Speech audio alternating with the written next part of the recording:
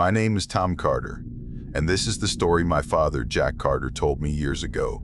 In the 1950s, he was just a soldier on a routine training mission at Chickamauga, the same ground where 34,000 men were killed and wounded in 2 bloody days of the Civil War. But that battlefield never let go of its dead. He swore the woods fell silent, the air turned cold, and the past came alive again. Ghost lights drifting through the trees, voices whispering from the dark, and something out there trying to drag him into a war that never ended. I'll tell it now in his voice, the way he gave it to me. So before we continue, please make sure to like and subscribe to support the channel, and comment down below where you're watching from. Thanks. I'll keep it straight. No pretty edges. I was young then. Hard face, dumb pride. Early 1950s. Reserve unit out of Fort Oglethorpe, Georgia side. We were training cheap. Night nav, map checks, pace counts. Walk till your feet go numb, call it readiness. That kind of deal. 6 of us on the patrol. Me, Smitty, Ortiz, Biggs, Cherry, Doc. Top sent us because the butter bar wanted miles on the books, and we were the lucky idiots near the motor pool. We loaded in trucks and rattled past the stone gates, the spread of old fields and dark woods. Monuments dotted the grass like grave markers that learned to stand up. I'd done the tour bus thing once with my aunt. Daylight. Rangers with mustaches and pamphlets. Words like sacrifice and valor. That's not what you get at night.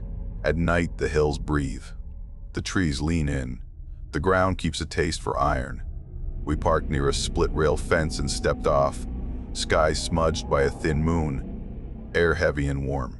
Frogs somewhere far away, but not here. We should have heard crickets, owls, something. Instead, it felt padded, like the world got its ears boxed. Chickamauga, Biggs muttered as he lit a cigarette. Means river of death, right? Sure, Ortiz said. Or chicken and magnolia. Who gives a damn, Biggs? Save your air. Doc said nothing. He was older. Not old, but older than the rest of us. He had calm eyes that looked through your nonsense and came out the other side still patient. Cherry stayed close to me. New kid.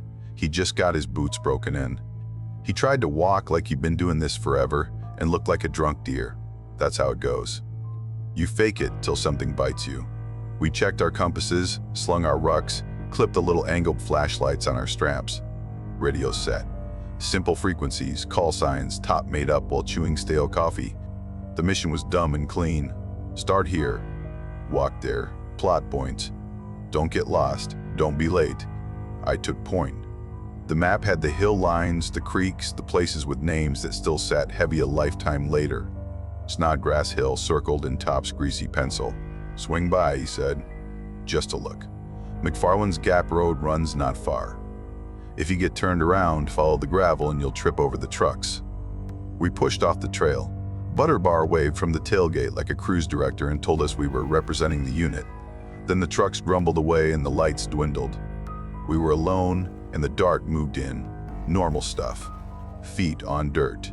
Breath in, breath out. The map made sense. The land rolled in long, slow shoulders. Fence posts. Cannons on concrete pads. Iron markers that told some piece of the story in tidy words that never matched the smells. We joked, that's what you do.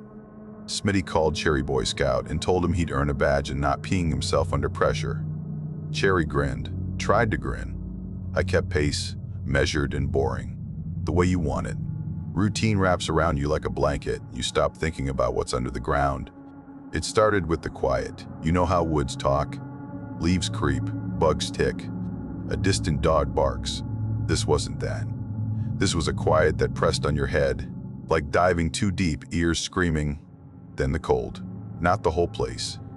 Just pockets. We walked through warm air, and then a slice of air that had bite, like winter hid in a closet and jumped out. It hit the sweat on your neck and turned your skin to goose flesh. Cold spot, Ortiz said. He said it like a joke. It didn't feel like a joke. Old battlefield, Doc said. Ground gets weird. Smitty sniffed. Something smells burned. It came and went, drifted like a memory. Sulfur and smoke. Then you get a taste of copper in your mouth, like a penny sitting on your tongue. Maybe it was the heat. Maybe it was nothing. We all pretended it was nothing. We passed a marker. Iron text in raised letters. September 19 through 20, 1863. Maims stacked. Union. Confederate. Casualties near 34,000. Second bloodiest. The kind of numbers that feel fake till you stand where they fell and your boots find the ruts. We kept moving. More markers. Short stone towers with cannons nearby. The wind trembled in the trees and then stopped like someone put a hand up. The radio hissed once, then clear again. Cherry turned his head slow, listening to a thing I couldn't hear. "What?" I asked. "Thought I heard, I don't know," he said. "Like a bugle?" "That's dumb. Forget it. Maybe you earned that badge," Smitty said, and his laugh was thin.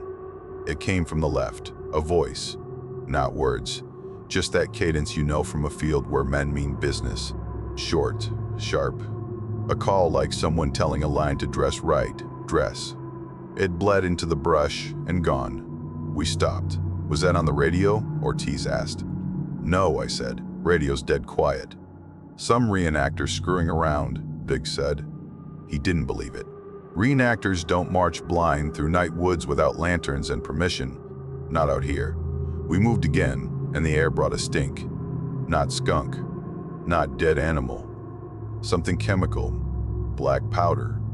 Old blood warmed over. The kind of smell that makes the back of your throat itch. Cherry stepped into a clearing. Grass wet with dew. He slipped a little. "Shit," he said, half laughing. He came back to the line and I saw the shine on his boot leather, dark in the weak light. It looked like water till he wiped his hand across and the smear came up rusty. "Cut yourself?" Doc asked.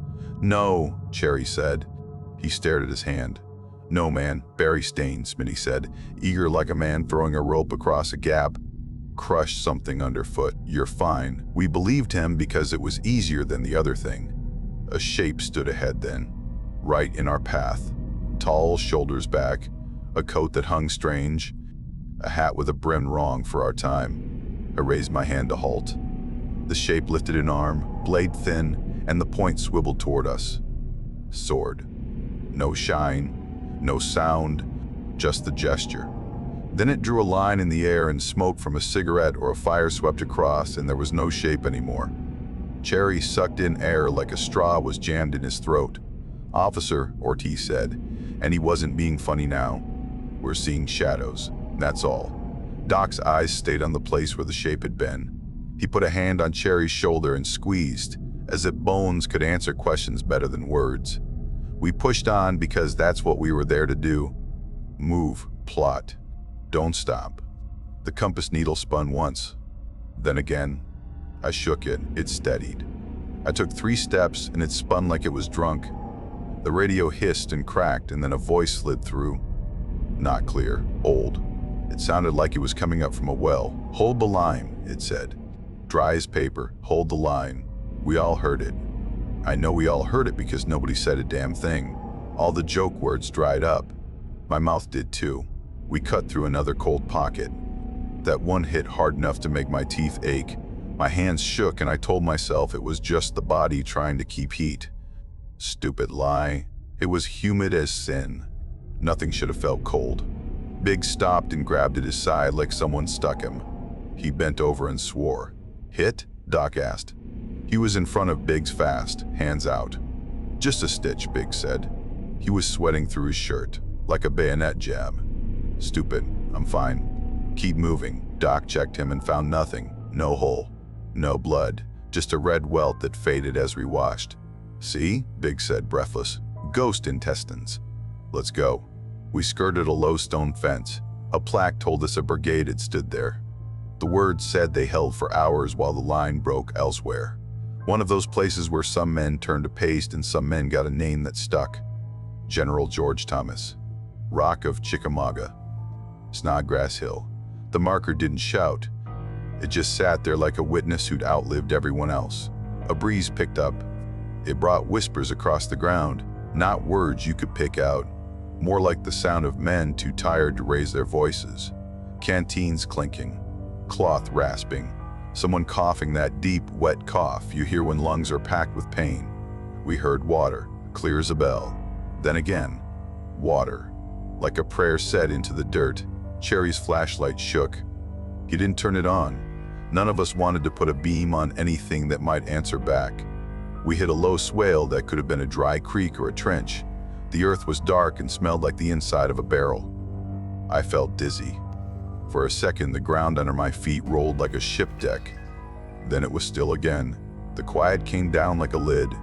I called a short halt, not because I wanted to, but because I needed us to stand still and breathe. "This place is wrong," Smitty said. "We should punch back to the road." "Report in. Let the butterbar do his own compass dance. I want eyes on Snodgrass," I said. "We're close. Then we can cut back." "No hero moves. Straight shot." Doc nodded. "Stick together," he said. He said it like a medic and like a dad. It sat the nerves down a notch. We moved smaller now. Footsteps deliberate. The trees opened some and the hill rose in a slow back. Stones everywhere. Short grass that felt like a scalp. On the crest, the world changed. The air went thin. The dark sharpened and pulled tight. The quiet wasn't quiet anymore.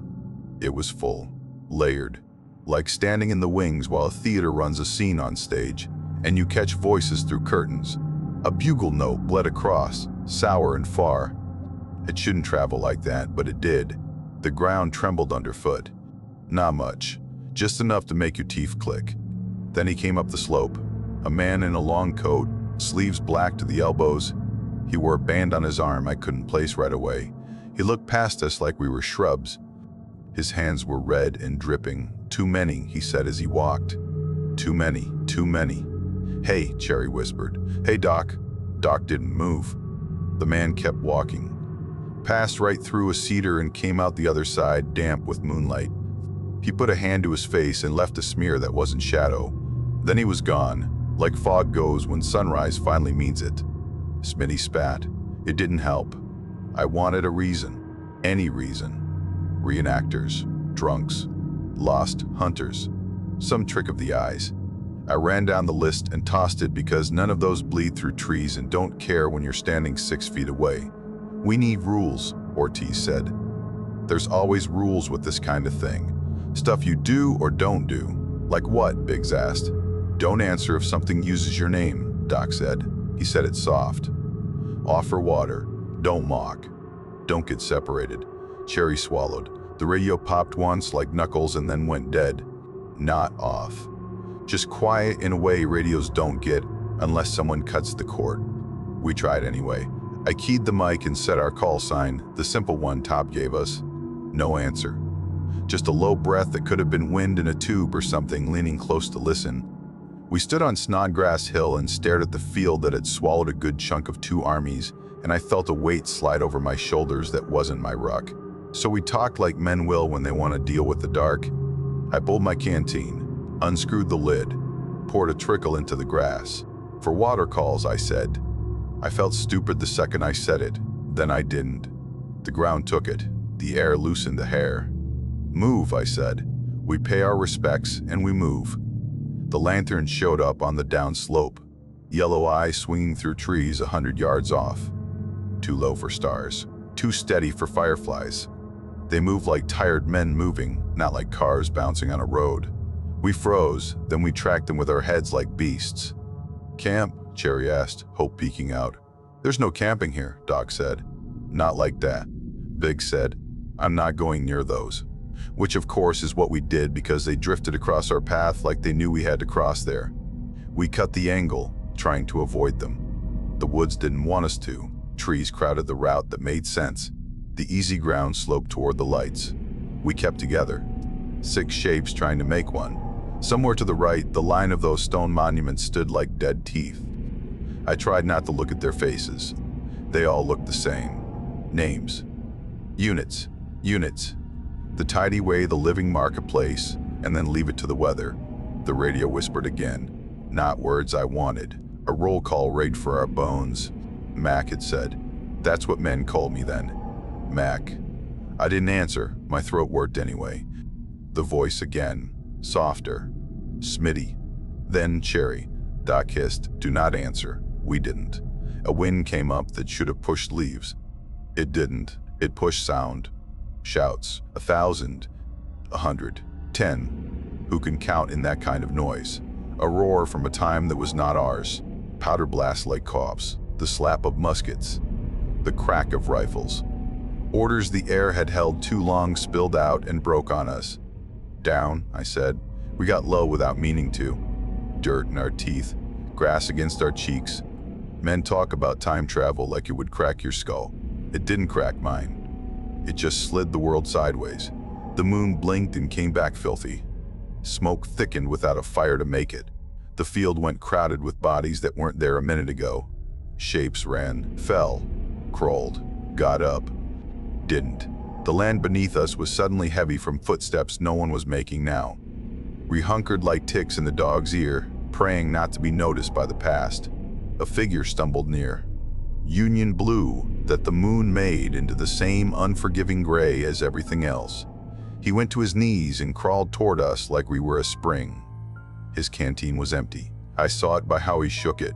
Water, he mouthed. No sound came, but I heard it anyway. He lifted his head and his face had no jaw, just a dark hole where his mouth should be. Doc took his canteen and poured. The water fell through the air and hit the ground. The man's eyes widened like relief. He faded as the trickle soaked in. The ground didn't shake, not like earthquakes, but it throbbed a little, like a heartbeat underfoot. The field beat.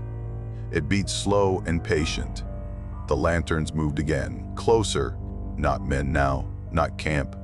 They were will-o-wisps like the old stories, and something in me, something older than all my soldier habit, wanted to follow them. Wanted bad. The same stupid urge you get to jump when you look over a cliff. Don't look, Doc said, eyes down. We kept eyes down. Cherry didn't. He was breathing fast like a boy about to sprint. Then he stood. Cherry, I said.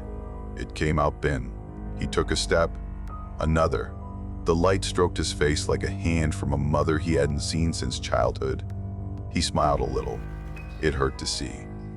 Cherry, I said louder. He walked into the trees without stumbling. He walked like a man sleepwalking to his death. Smitty lunged. I grabbed Smitty and held with a grip that felt like it tore my own muscles. No, Doc said. You go after him and you don't come back. We watched him go. That's the worst thing I've done in my life. Stand still and watch a teammate walk into the dark. The lights rolled away with him. The woods swallowed them. The radio stayed cold. We held there till dawn flirted at the edge of the trees, and then backed off like it remembered something and got shy. Gear, Ortiz said. His voice was not the voice he left the trucks with. We looked for gear. We found it on a stump near a split-rail fence. Neat. Boots side by side. Helmet worn from a head it no longer held. Ruck with the straps crossed. Cherry's name tape tucked under the chin strap like a note. That neatness made me hate the place in a way raw blood never could. I put a hand on the helmet. It buzzed. Not like electricity, like bees in a jar. I snatched my hand away. We leave it? Biggs asked. His voice was tiny. No, Doc said. He lifted the ruck like it was a sleeping child. We carry him. We don't leave men behind, not even like this. I slung the helmet and hated myself. We made for the road. We didn't run. Running is noise. Noise gets attention. We made ourselves small and moved like old men who learned the hard way not to hurry past the edge of a cliff. Snodgrass Hill didn't want us to go. The field decided we were part of its cast now. The actors came back on stage. We felt them before we saw them. A pressure ahead like a crowd pushing from the other side of a door. The air thickened and the trees turned to black ribs closing around a chest. The radio clicked and then the old voice rolled out again, calm and uncaring. Hold the line, it said. Pour it into them. Dress your ranks. Steady, boys. Another voice cut across. It was younger. It sounded like a second lieutenant who had traded his first shave for his first command. Right wing, refuse your flank. Smitty laughed once, a bark, and clamped a hand over his mouth. I elbowed him and wished I could crawl into a hole and sew it shut behind us. Shapes on the crest. Bayonets. Flags torn to strips that still tried to be flags. An officer raised his sword and pointed. This time he looked at us. Not through. At. The point cut the air slow like a clock hand. You, he said, and the word was not win this time. It was a voice inside my head and inside my chest. Fall in. No, Doc said. His face had lines I hadn't noticed before. Not age. Something older than age. He stepped forward and poured water on the dirt in a long silver ribbon. We are not yours. The officer frowned. Those eyes were emptier than any skull. He lifted the sword higher. The shapes behind him shifted like they were getting ready to surge. Offer, Ortiz whispered. His eyes jumped around in their sockets like they were trying to break out and run. I dug in my pocket and found the little St. Christopher medal my aunt had forced on me when I shipped out for basic. I hated how my fingers went to it like it was a button to press. I set it on the stone lip of a monument. I wasn't a churchman, but I mumbled something anyway. A thank you. A sorry. A deal. Smitty fumbled out a pack of cigarettes. He set it down next to the medal. Biggs shrugged off his canteen and poured with Doc. Ortiz took off his cap and laid it on the grass like he was in front of a judge. The sword dropped. Not hard, just a few inches. The officer's head cocked like a dog hearing something it almost remembered. The press against the front of us eased just a breath. Then it hit the fan. The hill screamed, not with lungs, with memory. The lines crashed. Bayonets went through men like knitting needles through cloth. A wave of gray turned into a wave of bodies that dissolved as they touched us and reformed behind, still coming. A wheel of sound rolled over our heads. The ground shook, real this time. Doc shoved me. Move, he said. Left. Off the crest. We slid down the slope on our asses because standing meant being seen, and being seen felt like being chosen. Dirt filled my mouth.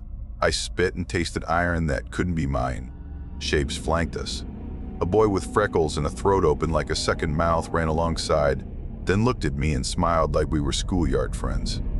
I looked down. He was missing his right leg. His gait didn't mind. Smitty tripped. He caught himself on a stone marker. His palm slid over the raised letters like the names might help. For a second, his hands didn't move. He stuck there, like the stone grew fingers from its cold heart and clamped him. I yanked him free. The marker clanged like metal when he let go, but it was stone. It made no sense. We hit a low section where a fence had rotted down. That's where they pinned us. The air filled with faces. Hundreds. None whole. None missing eyes either. The eyes saw.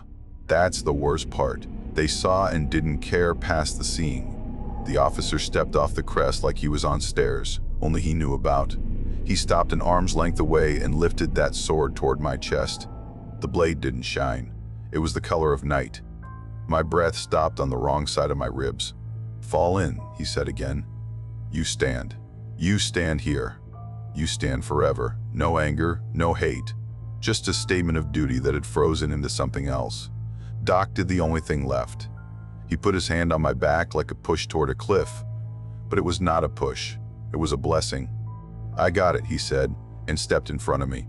He stood at parade rest because old habits don't die even when they should. He looked the officer in the face and didn't blink. I'm already yours, Doc said. Been yours since the day I learned what a tourniquet can't fix. Let them go. The officer tilted his head. He seemed to listen to something behind us, or under us, or the hill itself. Then he lifted his left hand, the one without the sword. He held it out, palm up. Doc took the hand. His fingers sank into smoke or fog or something that wasn't air and wasn't solid either. He closed his grip and nodded like a man closing a deal he didn't love but could live with. He looked at me and smiled. It wasn't a big smile, just the kind he gave when a kid stopped bleeding. Take them, he said, to me this time. Now. I grabbed Smitty and shoved. Biggs grabbed Ortiz. We moved like men with fire at our lower backs. The hill shifted. The trees jumped closer, then farther. Paths opened where there hadn't been paths. The lantern swung in front, not luring now, but showing. For us or for the hill, I don't know. Behind us came a sound like a wet sheet tearing. That was Doc leaving us. I didn't turn because I knew if I did, I'd stay, and then there'd be 4 gear piles on 4 stumps come morning, and some ranger would blame coyotes. We hit gravel. Just like that. A road. It looked like every road we'd ever marched beside. Ordinary. Dumb. Beautiful. The trucks weren't there. The sun thought about coming up for real. Birds remembered how to make noise. The radio woke and filled with chatter that didn't match the century. Then it burped, and Top's voice snapped in. Where the hell are you idiots? You're late. I wanted to laugh and puke and cry and then crawl into the smallest hole and pull the whole park in after me like a blanket. We're on the road near Snodgrass, I said. My mouth worked well enough for that. Stay put, Top said. We're coming. They found us staggered and gray around the eyes. 4 of us. 4. We laid out Cherry's gear like a body and we didn't explain it. Top bit his lip till I thought it would bleed. Butterbar asked questions like he was opening boxes and each one had a smaller box inside until he got bored and walked away. He wrote a report with no nouns. Doc wasn't there. We didn't put out his gear. You can't lay out what you don't get back. The ranger who signed for the training area later found us by the trucks. Old man. Sharp collar. He'd been Army once, you can always tell. He asked how it went. We told him the maps were accurate and the fences in good shape. He looked at us like we had all just told a joke badly. You boys go up to Snodgrass last night? He asked. We said we would, I said. He nodded. They held there. Whole line falling apart everywhere else. Thomas. Rock of Chickamauga. That's what they called him after. He didn't like it, they say. Didn't matter. He held. Bought time. 34,000 dead and wounded on those 2 days. Second bloodiest. I pick up trash up there sometimes, and I can't keep the bags from tearing. Don't know why. Just happens. He chewed that, then added, some nights you hear them. I don't go on those nights. That's my rule. Good rule, Ortiz said. The ranger looked at the ground by our boots. He pointed with his chin at the little offerings we hadn't dared touch. The metal. The pack of smokes, soggy now. The canteen cap glinting. Leave those, he said. They don't belong to you anymore. We left them. Back at the armory, Top called us idiots, then sent us home early and told us to shut our mouths. He wasn't punishing. He was protecting whatever thin skin our brains still had. I didn't sleep that day. I walked the town. I walked till my legs yelled, and then I walked more. The shadows of the monuments followed me. The faces of the shapes looked out of shop windows. Every time somebody said water by accident, I flinched. In the weeks after, we did more training. Paper. Traps. The usual. The butter bar got transferred. Cop retired that winter and the unit got a new first sergeant who never smiled. Cherry's mother got a letter that told her nothing true. I wrote her another one that told her everything but the part where her boys smiled at a light that loved him more than we did. Sometimes at night I hear the radio in my head. Not real. Just there. It says, hold the line, and I think of Doc's hand closing on air. I think of him standing on that hill at parade rest till the ground lets him sit. When I pass the park in daylight, on the way to see a cousin or buy feed, I don't stop. I tip 2 fingers off the wheel to the stone towers and keep going. It's respect and it's fear and it's knowing a thing doesn't need you to visit it to remember you. Years later, I went back once at dawn because the dream wouldn't let me alone. I parked where we parked, walked where we walked. The air was cool that morning in a normal way. Birds made the kind of racket that makes you believe in new days.